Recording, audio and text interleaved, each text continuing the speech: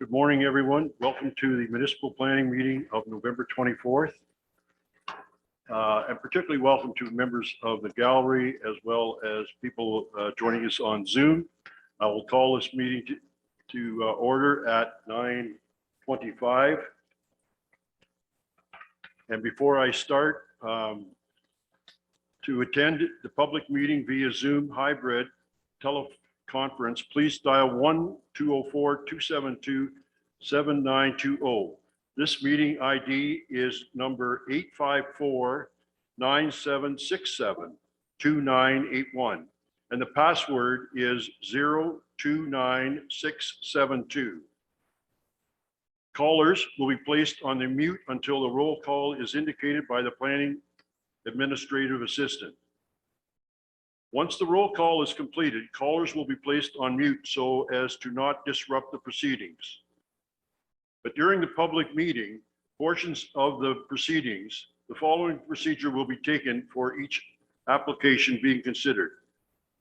I will announce the application in order as listed on the agenda. Jennifer Curran, our senior planner, will summarize her findings and give recommendations. The applicant will be asked if they wish to add any further information or comments. All participants will be muted for this portion of the proceedings. The public will be asked if they wish to make any comments on the application. In order to be recognized by the chair, please approach by stating, "Through your worship, I would," and your name, "would like to make comments regarding this application." Once the chair has recognized you, you may be able to speak. Please try to refrain from speaking over someone else. Okay, next we'll move on to the territorial land acknowledgement. Before the meeting gets underway, I would like to formally recognize the traditional keepers of this land, and specifically our neighbors of the Alderville First Nation, with a territorial acknowledgement. We respectfully acknowledge that the township of Alma-Cullivan is located on the Mississauga and Anishinaabeg territory and is a traditional territory of the Mississauga Anishinaabeg. The township of Alma-Cullivan respectfully acknowledges that the Mississauga nations are the collective stewards and caretakers of these lands and waters in perpetuity, and that they continue to maintain this responsibility to ensure their health and integrity for generations to come. Next, we have number 3, disclosure of pecuniary interest or general nature thereof. Ask the council members. Seeing none, that will be duly noted. Next, we have the approval of the general as circulated. I have a mover and a seconder for that, please. Moved by Councillor Booth, second by Deputy Mayor Stover. Any comments? All in favor? That is carried. Next, we have the approval of the meeting minutes of Thursday, October 27th, 2022. Could I have a mover and a seconder for that? Moved by Councillor Ainsworth, seconded by Councillor Booth. Does council have any comments regarding that? I guess I have one, and I've asked Jennifer if she would comment on a comment made by Councillor Hall regarding some property in the Roseneath area that could be developed.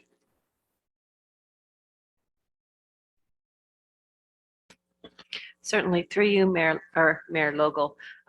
This is a property that is a approved plan of subdivision. There's a subdivision agreement for it. It dates back to the early 80s. There's another item in the agenda dealing with this. It has to do with the registration of a development agreement.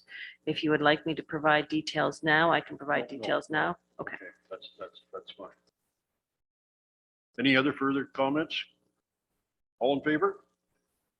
Motion is carried. Number 6 is moving to adjourn to a land division committee of adjustment meeting.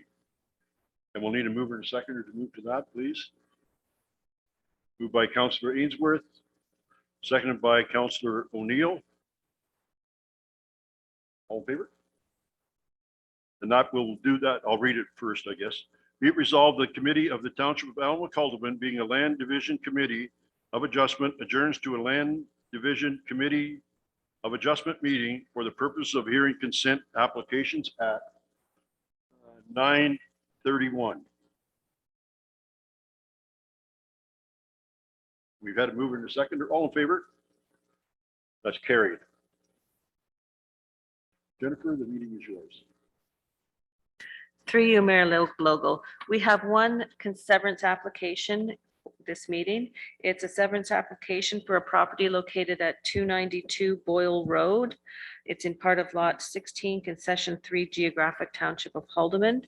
The property is located on the north side of Boyle Road, close to the end of the portion of Boyle Road that is maintained. Boyle Road extends, however, it's an unmaintained portion a little bit past this property. The purpose of the application is to sever a parcel of land for the creation of a 0.45 hectare new vacant rural residential lot from an existing 1.4 hectare property. The severed property will have an area of 4.5 hectares, the retained lot about one hectare or not 0.98 hectares. The property is developed with a single detached dwelling constructed in the interior of the property, and it's the house is located such that the eastern portion of the property is vacant and there is a severable portion on that side. There are a few agricultural uses in this area. There's a barn located at 174 Boyle Road. However, that barn was rezoned a number of years ago to prohibit livestock in the barn. And that was the result of a couple of severance applications immediately east of the barn that wouldn't comply with the MDS or the minimum distance separation requirements. So they rezoned the barn to prohibit livestock. So there's no livestock in that barn. There are no other livestock barns in this area. And the reason I'm talking about livestock barns is because livestock barns are important when we're considering severance applications, particularly rural residential lots, because the there's OMAFRA, Ontario Ministry of Agriculture, Food and Rural Affairs, has guidelines that you have to calculate. It's called an MDS, a minimum distance separation calculation between a livestock barn and a new, we call them sensitive land use, generally residential lots. And the MDS calculations are based on the type of livestock accommodated in the barn, the type of manure handling system, and the area, the lot area on which the barn is located. But there are no livestock facilities in this general area that would require the preparation of an MDS calculation. So the property has been designated rural in the Township of Alma-Calderman official plan. And the provincial policy statement contains policies directly impacting land uses in the rural designation. And the creation of lots is permitted in the rural designation, provided you comply with all of the other policies of the PPS. Basically, the PPS says that locally appropriate residential development is permitted in the rural designation, subject to complying with MDS and servicing requirements and that sort of thing. So the proposed lot was reviewed with respect to the PPS, and it was determined that the application is consistent with the policies of the provincial policy statement. There's no natural heritage features or natural hazard features on the property. There's no Lower Trent regulations. The MDS calculation wasn't required because there's no livestock barns in the area. And it has frontage on a municipally maintained road. Also, it is of a suitable size that it could accommodate the required private services. That's important for a rural municipality because we have rural services, so the lot has to be appropriately sized, and it's generally about 1 acre or 0.4 hectares is the appropriate size. So the subject property is not located on the Oak Ridges Moraine, so the Oak Ridges Moraine Conservation Plan doesn't apply to the application. The Northumberland County Official Plan designates these lands as rural areas and allows for lot creation consistent with the local area's official plan. And as I mentioned, our official plan, or the Township of Alma-Calderman official plan, designates the property rural and does permit severances in the rural area.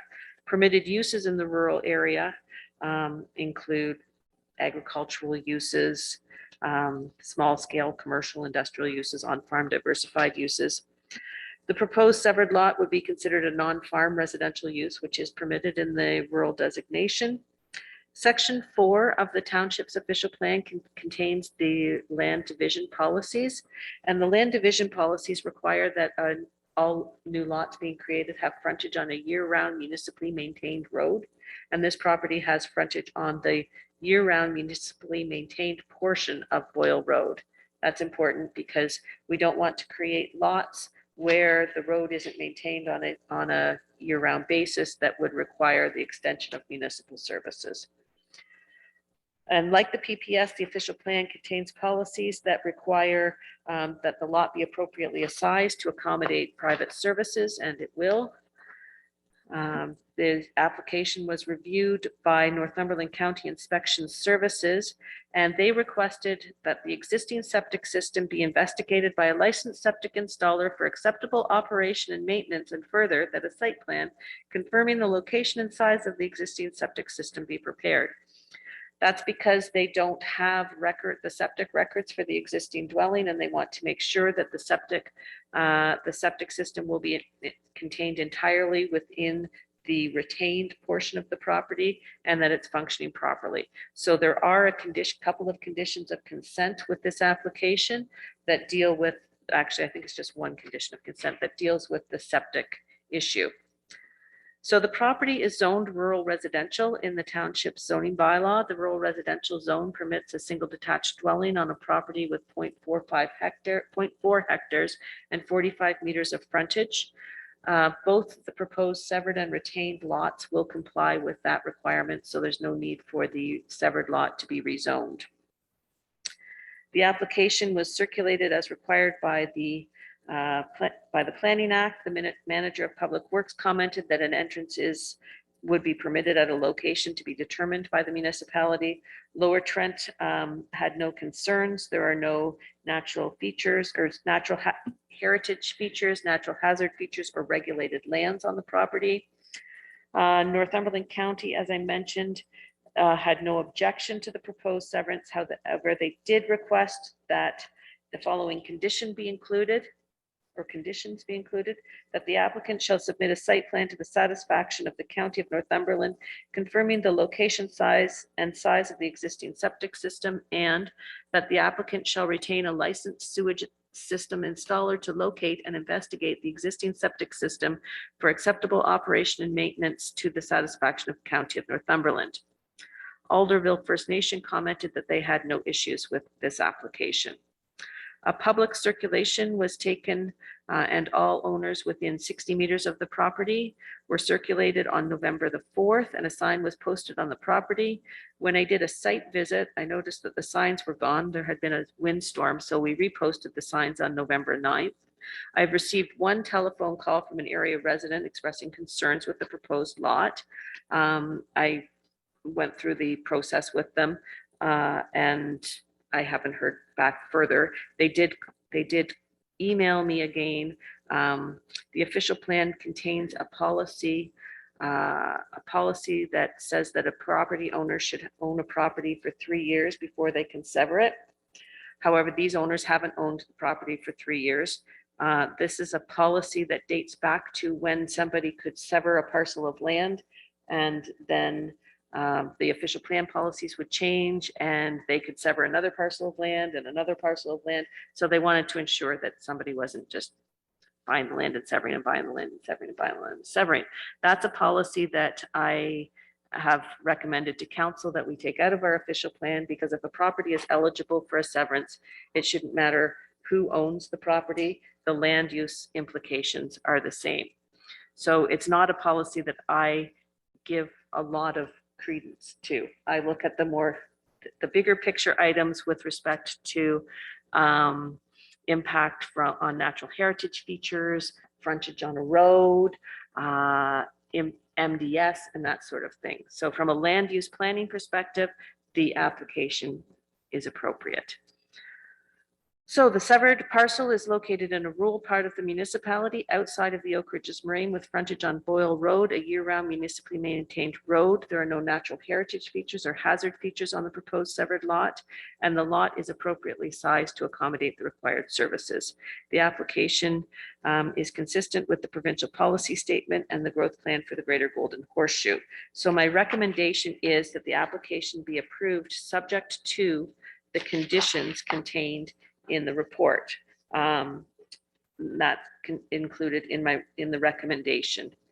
Now, this council's, some people are new here, so I'll just go how we usually do things, and you guys can change your system if you want. What happens now is usually council can ask questions of me, and we open it up to the public to ask questions of me. And then if council decides to make a decision, the previous mayor had requested that I read out the conditions of consent for them because they didn't like to. However, if you would like to read out the conditions of consent, you can read out the conditions of consent. Okay, thank you, Jennifer. Does anyone have any questions to Jennifer? Councilor Booth?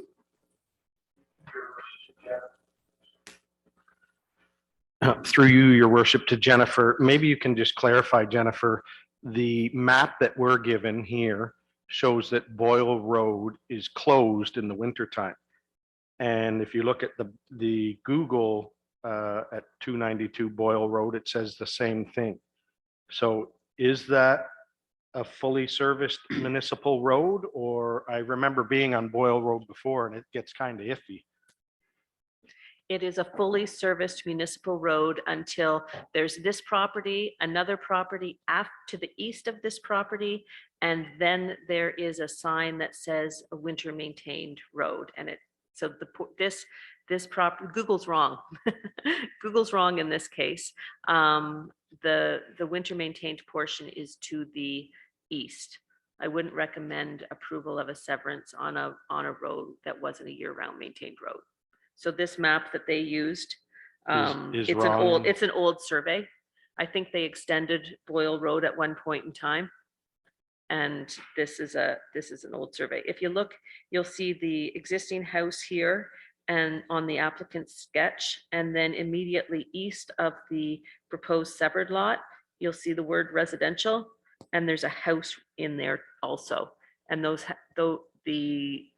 it's extended past, the maintained portion extends past that property. So it gets plowed then in the wintertime, obviously. So at the end of that road, is there a place that the plow turns around? I guess. No, so, it's right? like a lot of the ones we have in our municipality where it just stops. There's no turnaround. They probably, I don't know how the plow drivers, I think they usually back up some and then back into a person's driveway and turn around, but this application doesn't create that situation. That's an existing situation. Okay, and Brian looked at it anyway, so. Yep. Okay, I just wanted to make sure because it does show on the map closed. Thank you.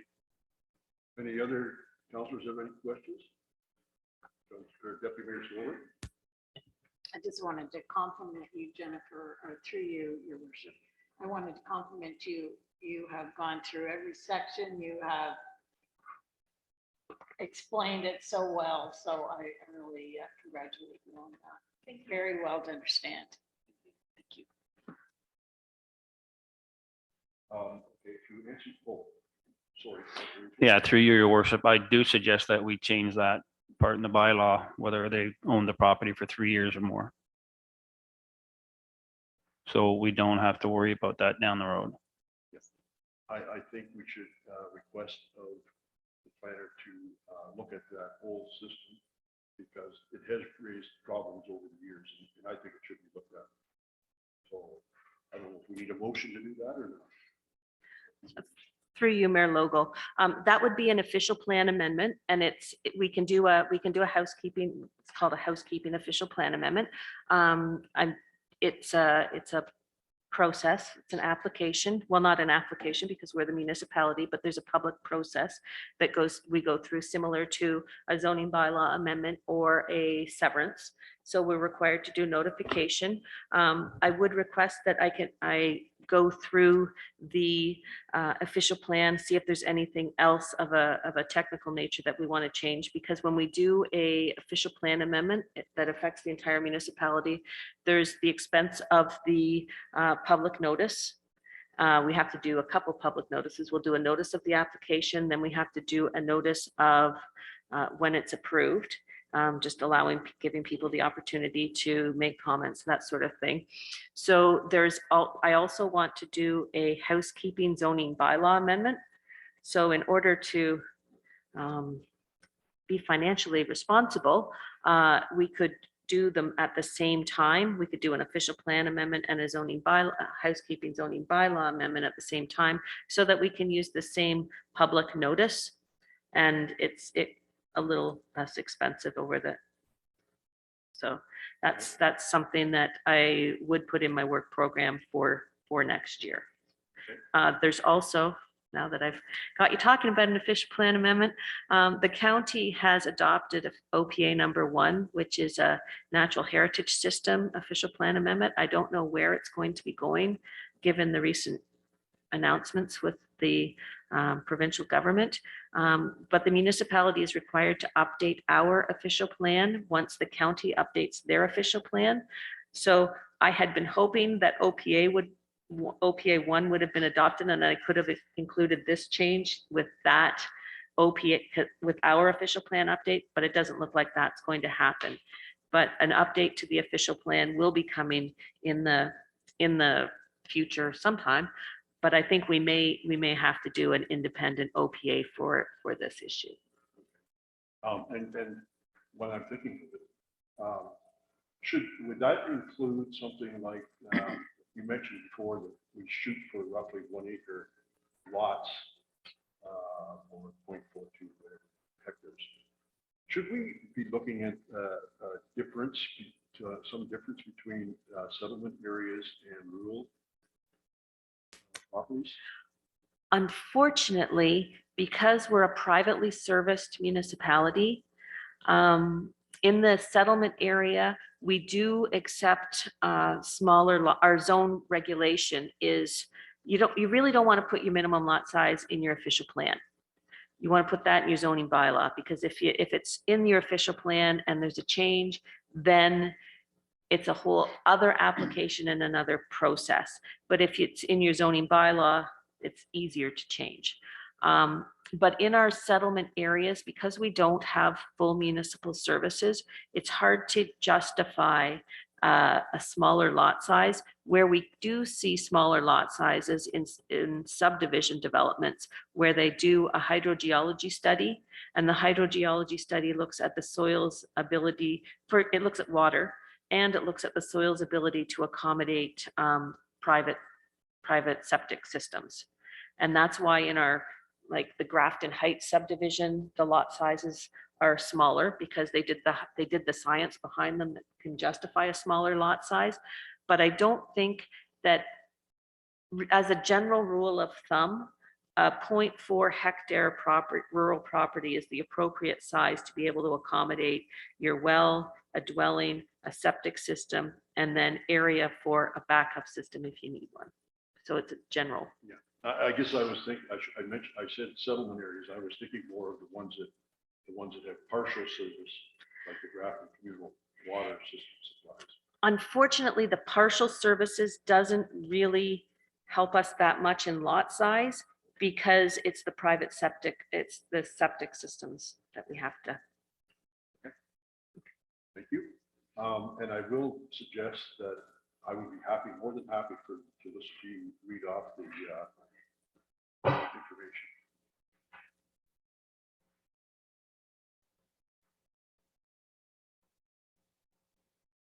Oh, I'm sorry, Mary Catherine. Sorry, thanks. Wells, I know you covered all kinds of information there, but there's nothing on the wells. And if you have an existing well on the neighbor's property, it was an issue that I just encountered when I was campaigning, where somebody did something on their property that impacted a neighbor. So what's the process there and what's that look like? Through you, Mayor Logal, the municipality does not regulate wells. Wells are regulated through Ministry of the Environment, and wells are constructed in accordance with the provincial requirements. There are separation distances between wells and dwellings, wells and other people's private septic systems. So when if somebody was to apply for a septic system, where the municipality is not the septic approval, the county is, but I haven't seen a septic approval application. However, I would imagine the site plan prepared with the application would include the location of the septic system as well as adjacent wells even on adjacent properties to ensure that it's far enough away. But other than that, the municipality doesn't regulate wells. Further questions? Okay, Mayor Catherine, go ahead.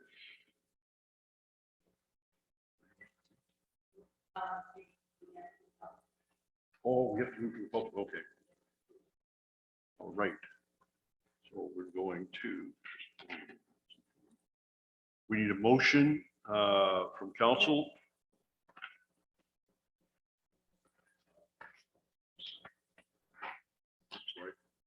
We'll open that up to the public now. Does any member of the gallery or people on Zoom have a question or comment regarding this application? I see none. So we'll go on then to, or you want to read that first? Okay. Okay. Please go ahead.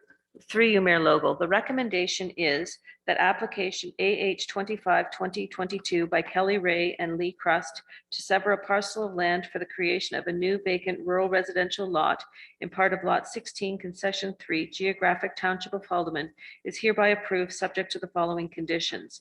1, that a registered survey for the severed parcel be submitted to the township. 2, further to the printed plan of survey, a closed polygon vector file of the part boundaries shown on the reference plan is to be provided in spatially referenced Autodesk DWG Windows readable format to the satisfaction of the township.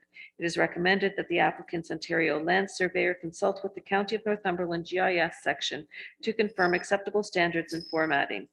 3, that a draft transfer for the severed parcel be submitted to the township. 4, that the tax account for the subject property be paid up to date. 5, that the $10,491.46 development charge for the severed parcel be paid to the Township of Almlik-Haldeman. 6, that the $1,500 cash in lieu of parkland fee be paid to the Township of Almlik-Haldeman. 7, that the applicant shall submit a site plan to the satisfaction of the County of Northumberland, confirming the location and size of the existing private septic system. And 8, that the applicant shall retain a licensed sewage system installer to locate and investigate the existing septic system for acceptable operation and maintenance to the satisfaction of the County of Northumberland. Thank you, Jennifer. Further questions from council? Seeing none.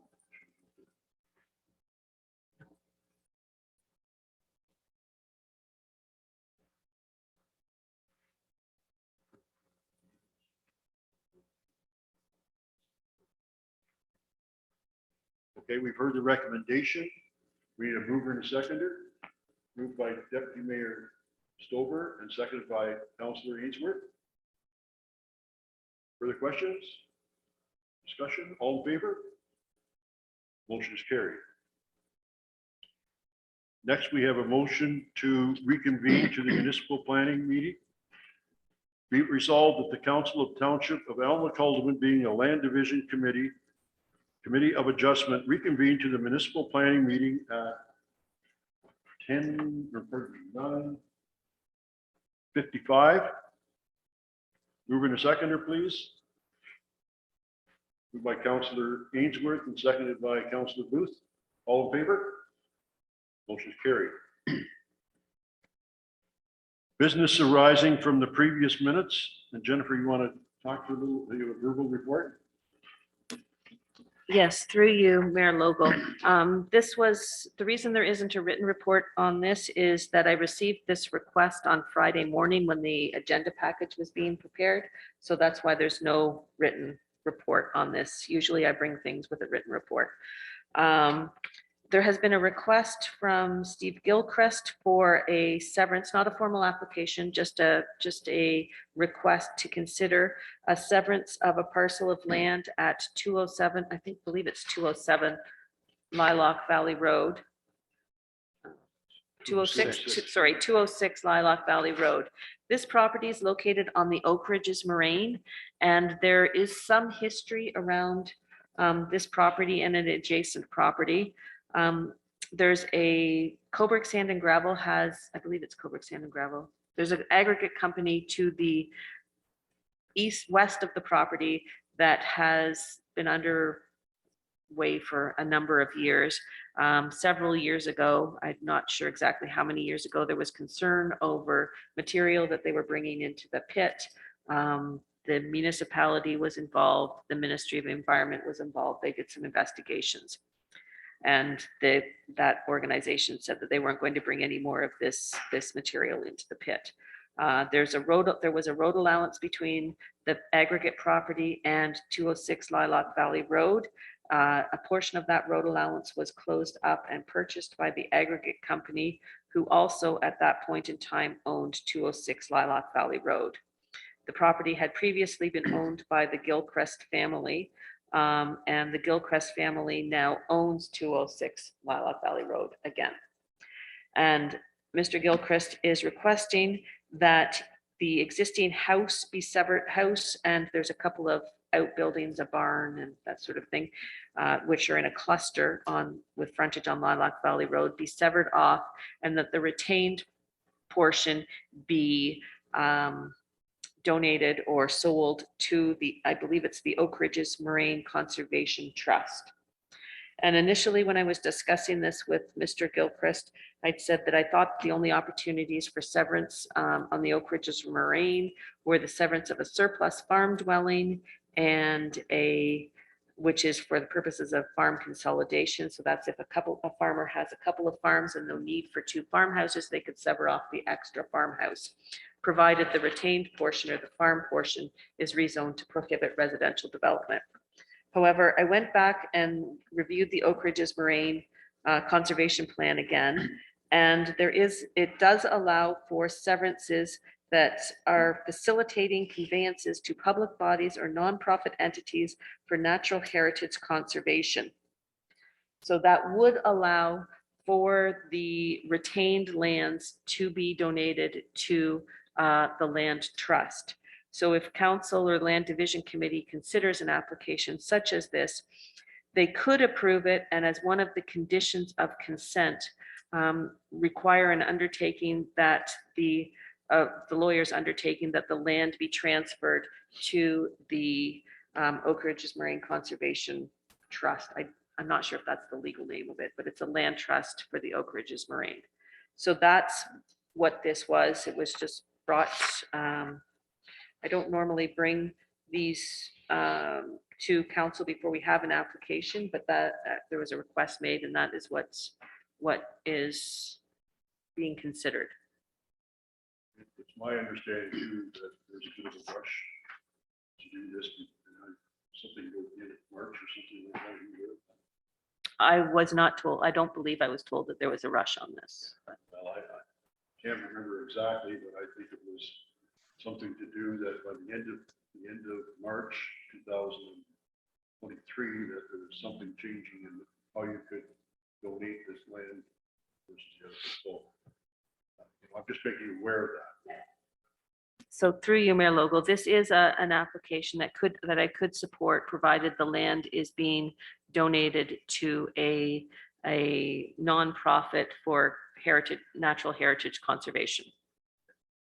And would I be correct in saying, even though it's donated, it could still be used for farming or anything that's normally done on the Oak Ridges Marine?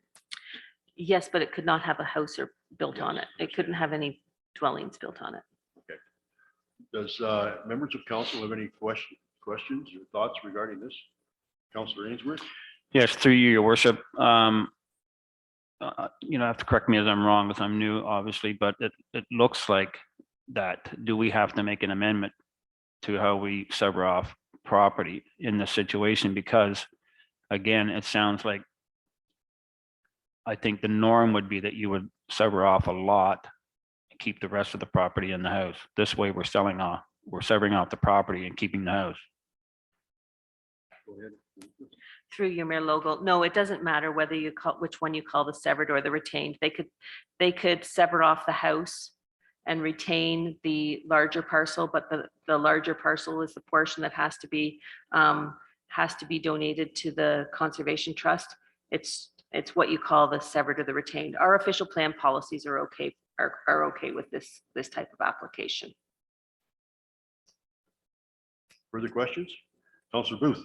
Through you, your worship, to the planner. So do you know what is the acreage of the lot they're going to keep for the house, and what's the acreage of the larger lot that's being donated? I believe that it's approximately 30 hectares that is to be either sold or donated to the Oak Ridges Marine Conservation Trust. I'm sorry, I forgot to calculate the area of the retained, of the severed. Mr. Gilchrist has his hand raised on the Zoom thing, so I'm not sure if we can, if he hasn't been recognized as a delegation, but if he could just tell me the number, it's probably about 4 hectares, maybe. It's less than 5 hectares. I'm thinking it's probably between 3 and 4 hectares. Can we mute him in, Susan? For that question only? Stephen, would you like to make a comment on that? Thank you, your worship. Just over 5 acres. So the Ms. Curran is correct. If my math is correct, 2.5 to 3 hectares, somewhere in that neighborhood. Okay, thank you. Okay, thank you. Any further questions? So what would you like from council? That's just information? This is information for councils. And if this is just this is unusual that I've done this. So Mr. Gilchrist, I believe he's in the process of making his application, and the next council will see this. It will be at a future meeting where there will be an application before the Committee of Adjustment. Okay. Thank you. Do you have anything else that you wanted to talk about, Jennifer? Through you, Mayor Logo. There is one item later when you're talking about passing a bylaw. If you would like me to discuss that now, I can discuss that now. I believe there was a question regarding the property that this bylaw pertained to. Would you like me to talk about that now? Sure. Okay. I'm going to share my screen.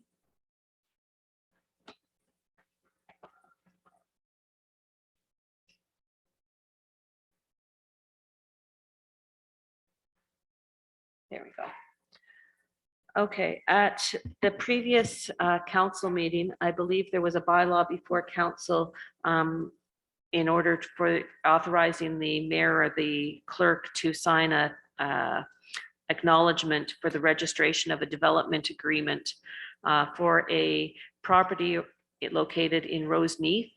I'm calling it the Schoolhouse subdivision. I just came up with that name because it's on Schoolhouse Road. I don't think that's the actual name of the development, but I don't know. So there's a parcel of land here. If you can look up on the screen, it's where the little hand is waving around there. That is a subdivision that was created in the late 70s, early 80s. And in this case, there are 12 lots in that subdivision that all legally exist now. It's not that it's a draft approved subdivision, it's an approved subdivision. There are 12 lots, and there's an internal road that comes in off of Schoolhouse Road and there's a little cul-de-sac down here, And it allows for a future road connection into the rear of the properties that front on County Road 24. The municipality owns that road. It has never been built. The developer never built it. It never went anywhere past the lots being created and the road being transferred to the municipality.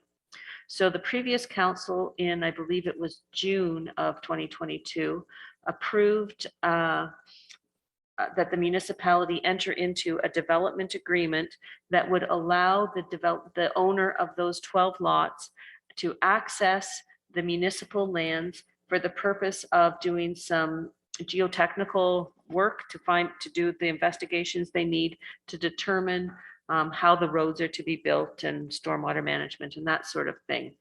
So as a result, we've executed a development agreement. With the development agreement, the developer had to provide the certificate of insurance, naming the municipality as a third-party insured, and provide securities, which were the equivalent of 100% of the cost of works, which in this case were estimated to be I can't remember whether it's $20,000 or $26,000. It's in that range. So they provided the securities, they provided the insurance, and they entered into the agreement with the municipality. The bylaw currently, and at the time that the development agreement was being considered by previous council, the bylaw that was worded was that it approved the mayor and the clerk. It authorized the mayor and the clerk to sign and execute the development agreement, but it didn't say, and all legal documents for the registration of the development agreement, because the development agreement needs to be registered on title so that it will go with the property. And it gives it more teeth if it's registered on title. So in the future, when we do a bylaw authorizing the mayor and the clerk to sign an agreement such as that, I think that we should probably word it so that it's the mayor and the clerk can sign, execute the agreements and any documents necessary for the registration of those. So that's that bylaw that was being considered at the previous meeting. So this is kind of an interesting development in that it's 12 lots, the lots exist, the road exists, and they want to proceed with it.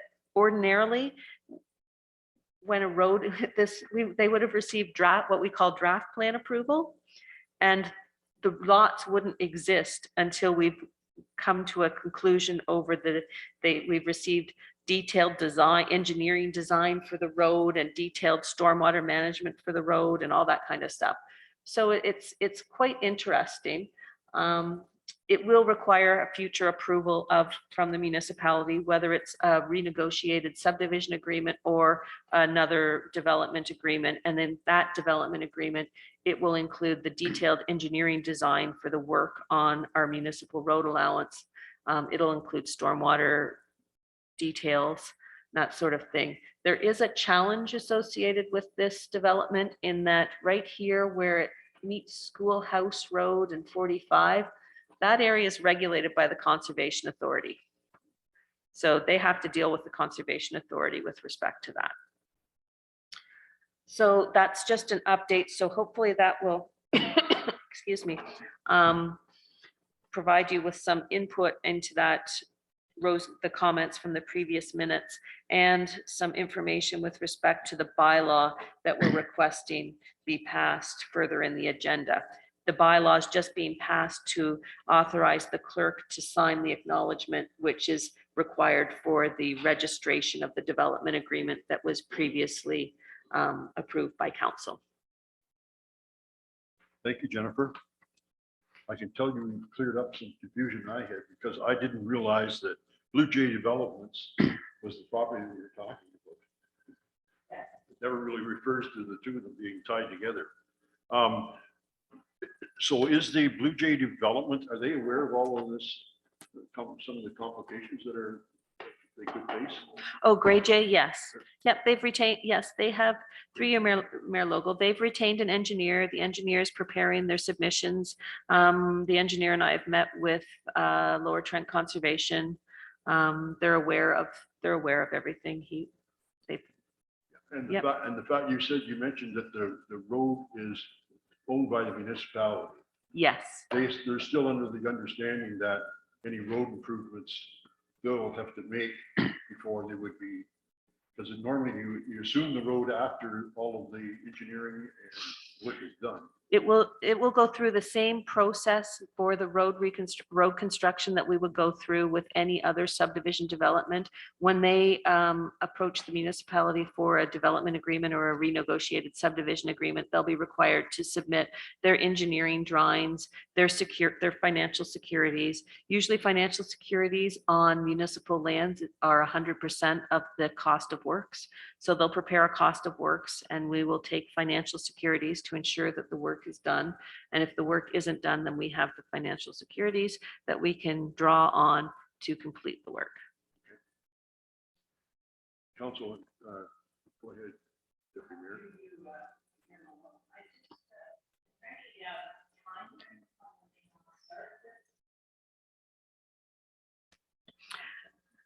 Through you, Mayor Logo, I believe the answer would be now.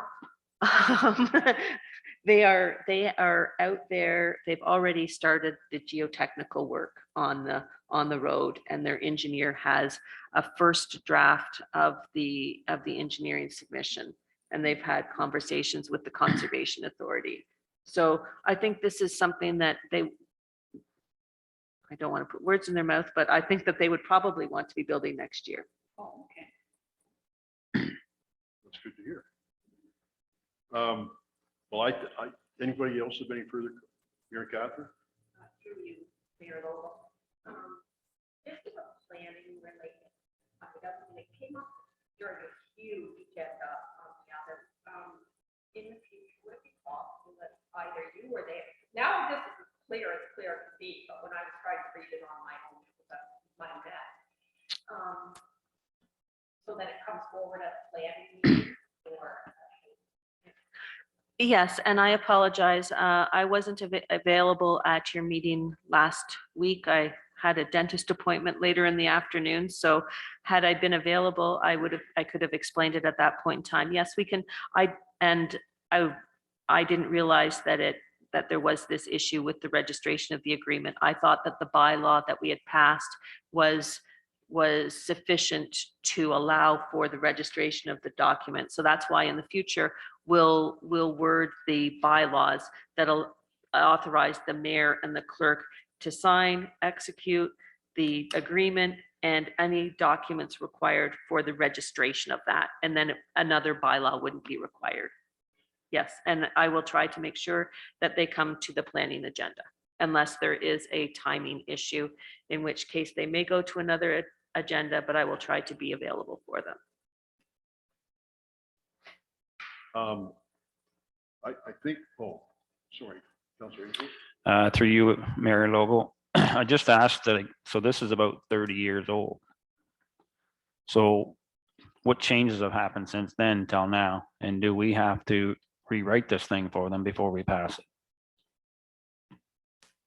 Through you, Mayor Logo. Yes, things have changed in 30 years, but the thing with this subdivision is those lots exist already. They have legal status. We don't have the wherewithal to go in and require them to to change the size of them or that sort of thing, because they are legal lots. The subdivision agreement is very forward thinking, that is registered on title, and it talks about the people providing the engineering drawings and the stormwater management and all of the things that the municipal and securities and all the things that the municipality would ordinarily require. But it doesn't let us, because it's already, the road network's already been deeded to the municipality and the lots exist, it doesn't allow us to go in and allow us to talk about, and they donate, and they did their parkland contribution at that point too. So those ships have sailed. But what we can do is make sure that we have the securities that we need, that the lots are viable, and the engineer has provided a plan that shows that they can accommodate a single detached dwelling, the well, the septic system. And because around each well, you've got, I call them wellhead protection areas. It's basically a circle around each well that says, and you can't have a septic system within that, and they can fit everything that they need in there.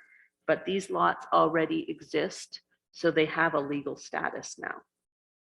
But we can protect the municipality with respect to the development agreement that we would enter into. Other questions or comments? I think we probably should, because we've learned an awful lot, but we should have a mover and a seconder to accept the planner's verbal report, so we've got it on record and we all know. So I would accept a mover and a seconder to receive the verbal report, moved by Deputy Mayor Stover and seconded by Councillor O'Neill. Further discussion? All in favor? Here. Thank you, Jennifer. Next, we have communications. We have an email correspondence from the Minister of Municipal Affairs and Housing, Steve Clark, Minister, dated November 4th, 2022, regarding the More Homes Build Faster plan. Did I have a mover and a seconder? Oh, we resolved that the correspondence received from the Minister of Municipal Affairs and Housing, Steve Clark, Minister, dated November 4th, 2022, be received and filed. Mover and a seconder, please. Moved by Councillor Ainsworth and seconded by Deputy Mayor Stover. Are there any discussions on that? Yes, sir. Mr. Booth? I'm hoping that this council can take a stand on this. This is the Bill 23 that is very controversial, and I don't think it would be appropriate for us to just receive and file it. We're given until December the 6th or the 5th to make comments on it, and I think it now's the chance for the municipality to send a resolution or make a resolution that we're not in favor of this. I'm sure we can have a discussion on that now if we have to. Sure. Anybody else have any comments regarding that? Councillor Ainsworth? Yeah, through you, your worship, I agree with Councillor Booth that we should be putting something together for some feedback to on this Bill 23. And because it does have some good parts and some parts that we probably need to be concerned about. Thank you. Councillor Stover? As well, the email, it's not attached to this agenda, but we please turn Mr. Dairy Warden's caucus. the email that you sent was from the From the conservation. Conservation, Yeah, 18 Conservation Authorities. that was the email I think you circulated yesterday. Yes. Now, is that page document that appears somewhere? Actually, I spoke with our clerk. She has it coming in on her next agenda as a report, but since so that will appear in the agenda. But I thought it was that important that I send you all a copy of that to get it.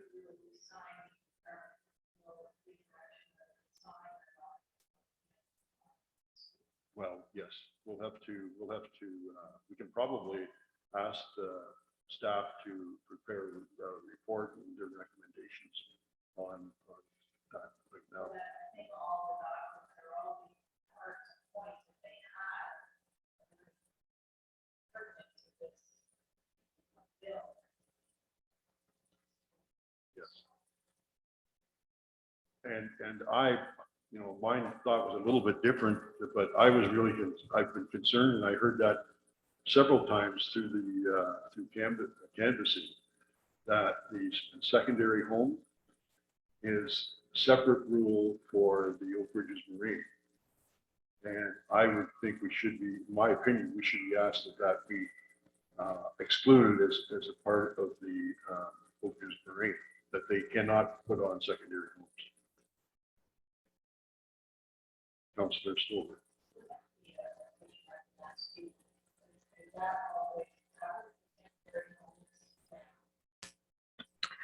Through you, Deputy Mayor Stover. The municipality permits secondary dwelling units. some municipalities call them accessory dwelling units, some call them secondary dwelling units. I think I'm using secondary dwelling units in our zoning bylaw. We permit secondary dwelling units in all zones that permit a single detached dwelling. And you're allowed to have a secondary dwelling unit within an existing dwelling or within an ancillary building, which means a second building, except on the Oak Ridges Moraine. On the Oak Ridges Moraine, you're only allowed to have a secondary dwelling unit in an existing dwelling. So you're not allowed to create a separate building with a secondary dwelling unit in it on the Oak Ridges Moraine. And that has caused some consternation within our municipality. But we have received legal opinion. I've spoken to the ministry about it, and that is what the provincial policy is now. We can ask them to, my thought is we can ask them to look at that. Through you, Mayor Logo, I think what you're saying is that you would like to see it opened up on the Oak Ridges, if I'm understanding correctly, opened up on the Oak Ridges Moraine to allow for a secondary dwelling unit in an accessory building. Is that what I'm hearing from you? Yes, so that it's not any different than any other property that where there's a larger single dwelling. So you understand. But what do we want to? Go ahead, Mike. Well, I was just going to say I would move that we put a special meeting together to make a proper reply to this. I think we could probably discuss that on December 1st. We don't have to, I don't think we have to have a special meeting to discuss it. We can ask staff now to prepare something saying that take a look at the letter that we did receive from the conservation authorities. And there were, to be perfectly honest with you, there were other mayors that signed that throughout Eastern Ontario. Unfortunately, they didn't give us the opportunity because of the elections and all of that type of stuff. But all the conservation, the 18 conservation authorities approved that, as well as several mayors throughout the Eastern Ontario. So I would think we should ask the staff investigate and make sure that they're comfortable with us sending that letter along and putting our name on it. And we also look at secondary dwellings in the Oak Ridges Moraine.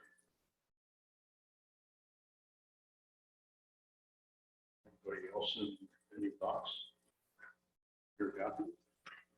Through you, your mayor, Jennifer. We have, or the County of Northumberland has also prepared some responses. So in the report, if you wouldn't mind including whether or not that has implications for us as a lower tier, please. Sorry, through you, Mayor Logal, this is responses that the county's prepared to the Ministry of Municipal Affairs and Housing in response to Bill 23. Correct.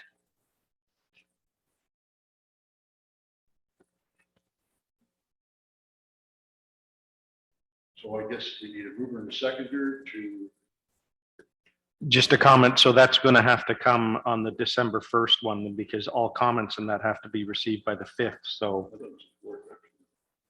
I think it says the 5th there, but I could be wrong. But it's pretty well, it's the next week then, right? Yep. That it's due?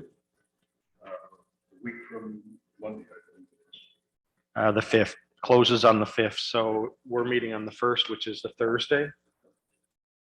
Second, third, fourth, so that'll be the Monday. So it'll give the town, it would give us staff, if we approve it then, to send it on the Friday then, or the Monday. Okay, through you, Mayor Logal. Pat is preparing the agenda today for next week's council meeting. So this report would not be available to be submitted in the report as it's being circulated now. As it's being prepared now. It will have to come it will have to be added to the agenda next week. The It will have to be added to the agenda. It can't go on it can't go on this week's agenda. It can go, we can add it to the agenda next week Yes, for the December meeting, but I can't, unfortunately, I am off this afternoon and tomorrow, so I won't be able to have anything done until early next week. I think that's fine. We'll just, when you have it, we'll have it, send it to us. But we'll it should be part of the agenda.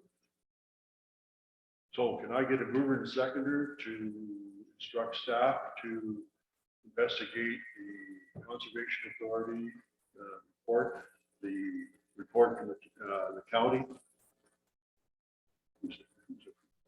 Oh, yeah, that was Warden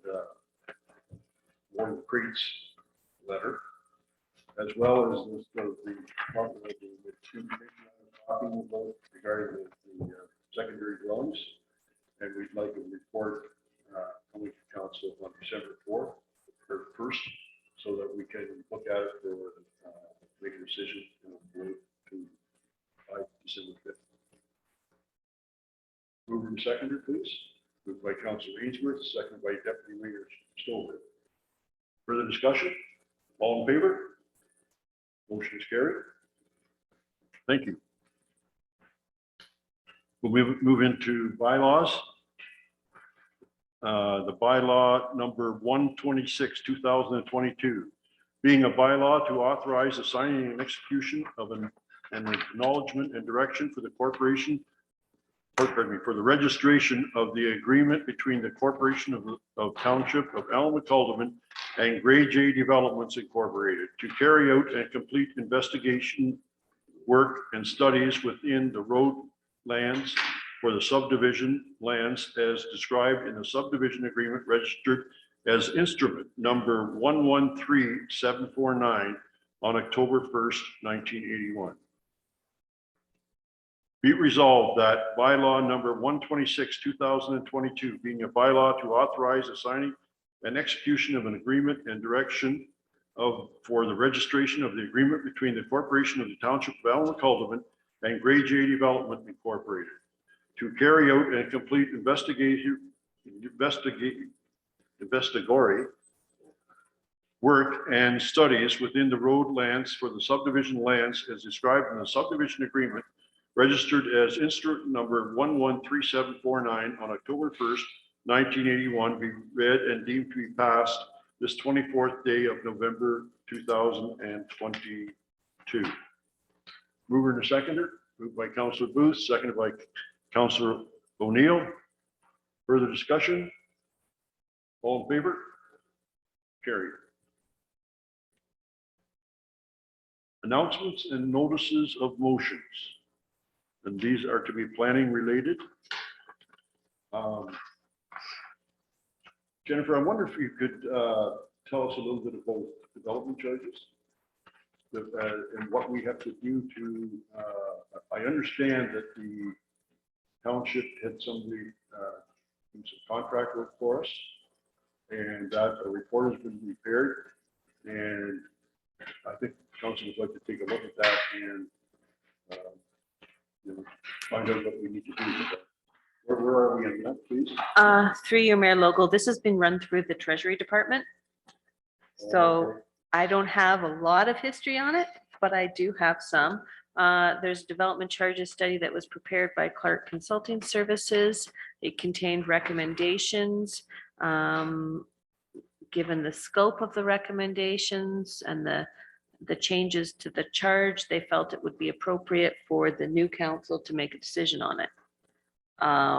Yeah, they have to, I don't believe they've held the required public meeting for the development charge. And other than that, I apologize, but I don't have the specifics. A study's been done by Clark Consulting. A decision was deferred pending this council review of it. Nicole's is working on it with Clark Consulting Services, and a public meeting has to be held. Okay, I thought that you would be involved, but maybe I didn't understand that. Okay, well, I think council wants to get moving on that because it has been done for some time and go ahead. Bill 23 that we were just discussing also has all sorts of changes in there. Good point. Very good point. Councilor Booth? So would it be possible then that we could ask that the township come back with a report then from Clark Consulting? Because it was presented to us last year so that we can look at it, this new council, and it talks about the development charges and proposal increase in that. Through you, Mayor Logal. So you're requesting that Clark Consulting Services come and approach council, give a review of the report to council? I on don't the- think they on- have to do it. I okay. think we have the report, so Yes. somebody from the town can come and make a presentation Okay, to so us you so want, that, you want the development charges study brought forward as an item on a future agenda? yeah, so we can Okay. discuss it. Yes, and I believe that would go through the regular council meetings. Nicole's here now. It would go to one of the regular council meetings. And Nicole could walk you through with the status of the development charges study. So You're here now and you want to comment, Nicole? Or would you rather wait? I'd be happy to just, I don't think it's going to take us too long, and if you want to make a comment.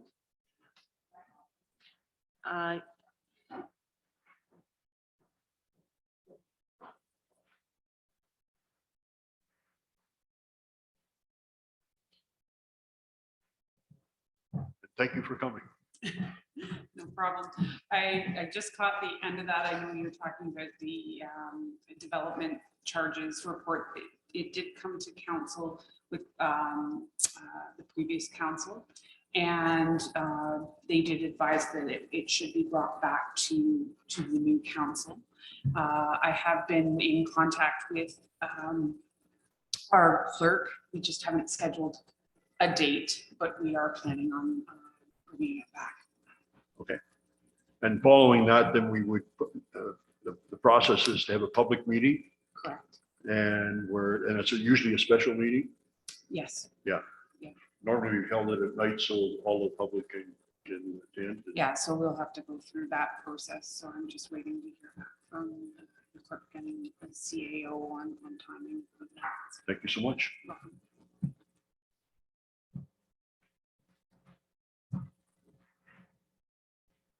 Okay, that's all the planning stuff that I've got in my notes. Deputy Mayor Jones.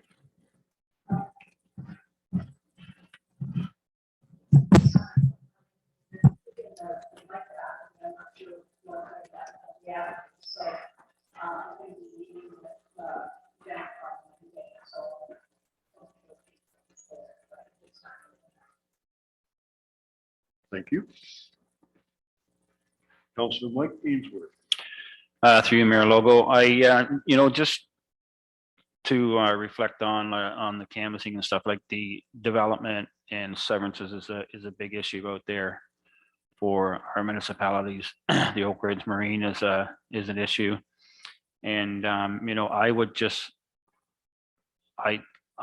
me personally, I don't think we do enough for the council as far as, it's nice that Jennifer does all her work and then we get it and we don't really get enough time to I'm a hands-on person. I'd sooner go out and look at it myself, walk the property and see what's going on, have my own version of what Jennifer's work is, what she's talking about.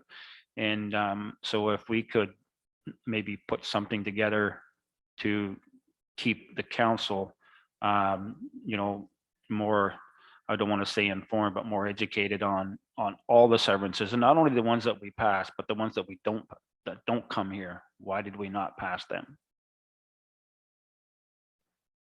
Go ahead, Jennifer. certainly through you, Mayor Logal. If I'm understanding correctly, you want me or staff to provide a report or something to council on severance inquiries that I receive that I can't support, because that's a lot of them. I get probably, I don't know, 5 to 10, maybe a week, people calling me saying, I want to sever my land, and me telling them that it doesn't meet the policies, because there's a lot of properties out there that people, I'll get a call from somebody who has a property that's 0.2 hectares, so half an acre, and say, I want to sever this. Sorry, it's too small, you can't sever it. I'll get a call from somebody who's severed a lot or has a lot in a plan of subdivision, and they'll say, I want to sever this. Again, you can't sever it. It was part of a plan of subdivision. There's a lot of science around it that went into your lot size or your lot creation. You can't do this. I want to sever this one. I'm sorry, your property's in a provincially significant wetland. You can't sever it. So I try to weed out the things, the ones that I can't support before they come to council, so that council's not put in the situation where they have to, or where I'm writing a report that says that I'm recommending that the application be denied.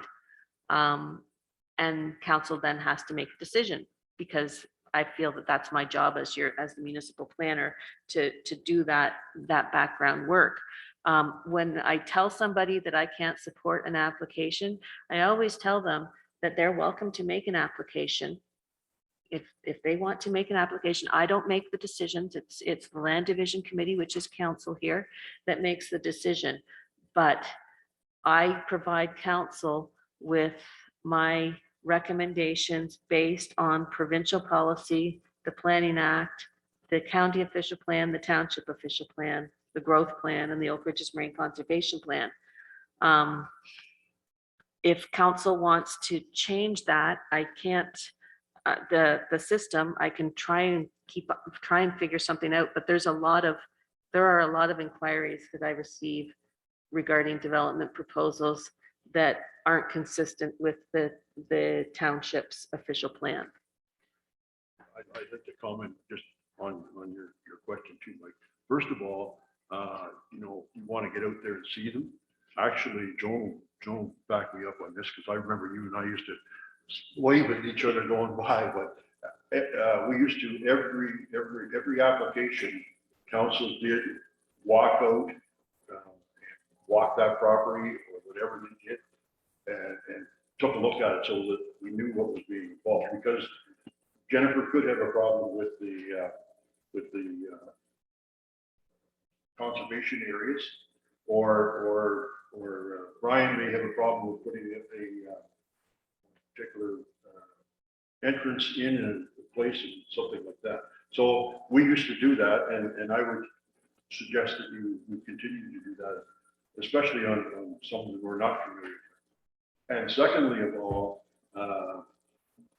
and I'm going back before Jennifer was on the job, if once someone, they come in and ask Jennifer, and Jennifer can say, yep, I'm going to make your recommendation that you're not going to get it, but you have every right to do that. But just be aware that you're paying the $3,000 or $2,500, $2,000, whatever it is, to fill out that application. And if it fails, it doesn't meet council, then you lose that $2,000. So just to make you aware of that. I know what you're thinking. Yeah, your worship, yeah, I am aware of that. I'm not saying that's right. I'm saying that if we have 5 residents a week coming in here for residents getting turned down, we have a lot of upset residents at the end of the year. And we're trying to build a tax base in our township to facilitate budgets, and we're turning people down. I'm just saying, if we have a couple extra set of eyes, maybe this council can look at the bylaw and say, can we change that to make this work for everybody, not just that single person? But if we don't know that they're getting turned down, we don't have that option to try to help that resident to succeed. And maybe we should have a different policy for the ones that that Jennifer may see that are getting turned down for whatever reason, until we get to have our say and we get to do our legwork, and just not leave the resident sitting there like, what just happened? You know what I mean? So that's what I would like to see. And I think that would, at least the resident would have a better maybe feeling at the end of it all, that we've tried a little harder to make that happen. And seeing us getting out to the property and actually talking to them would maybe help them a lot too. So I'm not saying it's right the way that we're doing it. I'm just saying in the eyes of the resident, it's not right. They need more. They need more information, and they need to feel better at the end of the day why it got turned down.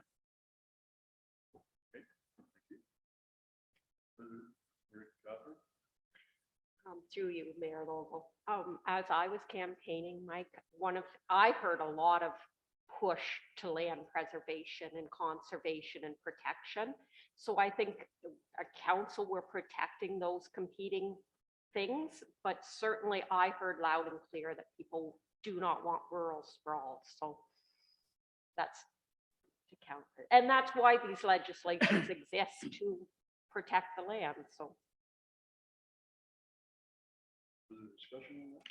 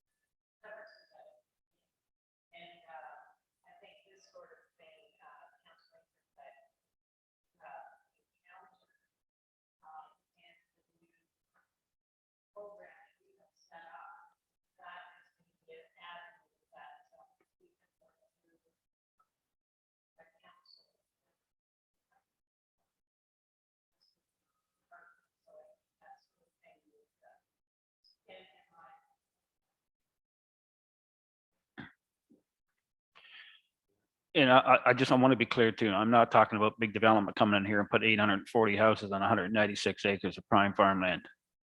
I'm talking about the guy out on whatever road that's got 10 acres and he wants to sever off a couple lots for his kids, or put a house there for his parents, or parents move into that house, give the house to their kids. I'm talking about that kind of stuff. I'm talking about our residents, helping them, sever off a lot for whatever reason they want to do it for. And when they get told no, they need to understand why they're being told no. And I think they need a little more respect on, just because I could see if they're coming there and they have big ideas, that they're taking this money to pay off their mortgage, put their kids through school, take a huge vacation. I don't know. And then they come here and they get a big no. Well, I'm not 100% sure exactly how it works, but my understanding of it is that the township has put in bylaws or whatever, saying that in order to sever, you have to meet this condition, that condition, and I don't know whether it's, as I recall, you can't do it unless you have more than 20 acres, 50 acres, you can't do this. And those are all probably set up for what Mary Catherine is talking about. But people should know that before they buy the property, of what they can and cannot do with it, as far as severance. And I think we're going to be, we can talk about this more, but I think Joan's got the right idea, that if you have some concerns, and with Joan being the planning council rep coordinator, that you should be talking with her, and the two of them can get together and have a good chit chat and come back to council. No, I agree 100%. And I don't think we should take it lightly, because again, if we're getting 5 people a week, that's a lot at the end of the year. And again, if we're trying to build a tax base, we need to look at what we've been doing, and is it time to change that? And I'm not saying open the floodgates. I'm just saying, we need to look after our own residents and try to help them fulfill their dream of whatever. Councilor Booth. Through you, your worship, I think we have to be very careful too. These bylaws and regulations and provincial things and everything have been in place for years for a reason. So, I mean, I would disagree that we're going to ask the planner that every time somebody phones and says, listen, I have an acre of land that I want to sever it. To me, it's a pretty, you know, that's a pretty good excuse to say, I'm sorry, you can't do that, right? And explain it nicely to them, and then that's it. I don't think we need to have ones like that. We did in the last council have a few people that I know the senior planner tells them, listen, you know, it's against provincial. We had one about what you were talking about, Mayor, about they wanted to put a building on the Oak Ridges Moraine. And we got legal counsel and everything. And it's like, this is a provincial thing. It's not a municipal thing. So you're barking up the wrong tree. But Jennifer told the person, you can still come and make a presentation and you can explain it to us and everything like that, which is fine, right? Like Jennifer said, she doesn't make the decision, but I think it's good that she tells the residents, these are the reasons why I can't approve it. That's why we pay Jennifer. She's the expert on all the rules and everything, right? So before we go and just blow up everything and start from scratch, we have to be very careful. These are things that have been in place for years, right? And I understand what you're saying, Councillor Ainsworth, about, you know, people wanting to, you know, sever their land and stuff like that, but there are rules and regulations that have to be followed. So I'll just leave it at that. Okay, thank you. Anything else you want to bring up? Just a direction forward. So we're gonna do what Deputy Mayor Stover suggested. But I just don't want this to fall away to the side. And don't get me wrong, I agree with everybody's comments, but there's got to be somewhere that, you know, something that was written 30 years ago needs to be looked at. And we need to do our due diligence and try to do the best we can for our residents to try to fulfill what they want to do. I think last time I looked at the bylaw.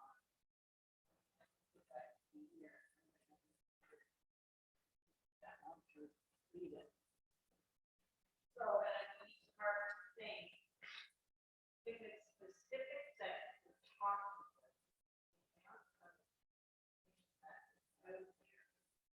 Very specifics, in my opinion, bring forward and not.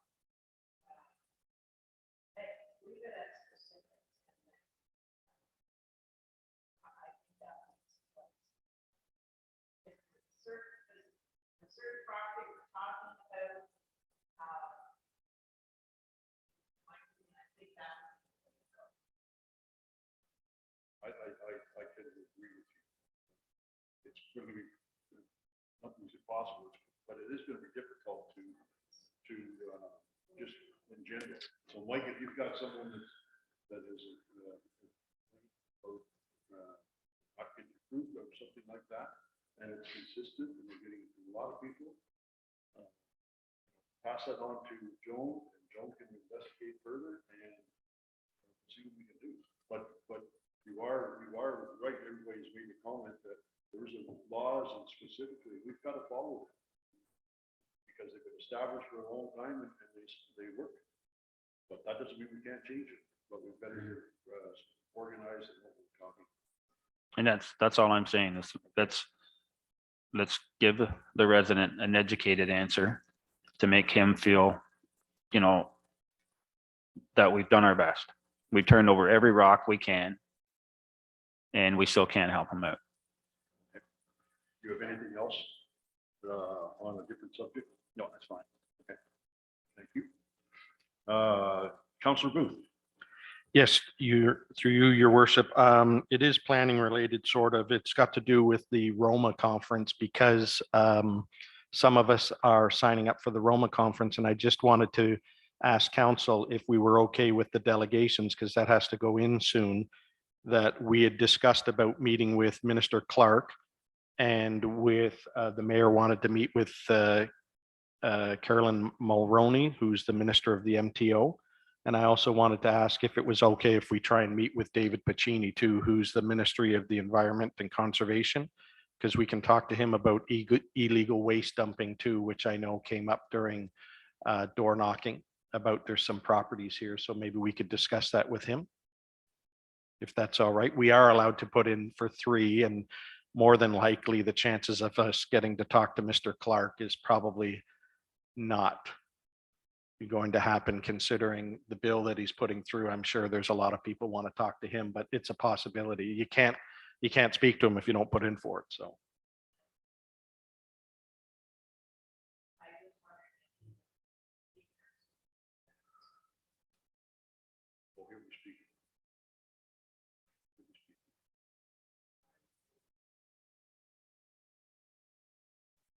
so are we okay to ask Pat that we can ask for those 3 and then?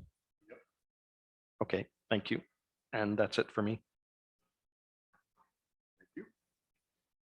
Councillor O'Neill. Thank you. Number 13, approval of a confirming bylaw.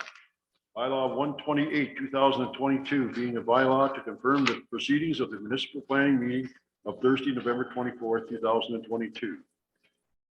Be it resolved that bylaw 128, 2022, being a bylaw to confirm the proceedings of the municipal planning meeting of Thursday, November 24th, 2022, be read and deemed to be council's decision this 24th day of 2022. Mover and a seconder, please. Moved by Deputy Mayor Stover, seconded by Councilor Ainsworth. All in favor? That's carried. And a motion to adjourn. Be it resolved that the municipal planning meeting be adjourned at 10:50 p.m. For AM. What am I talking about? PM? All in favor? Or mover and a seconder, please, first. Moved by Councilor Booth, seconded by Councilor Ainsworth. All in favor? Carried. Thank you, everyone.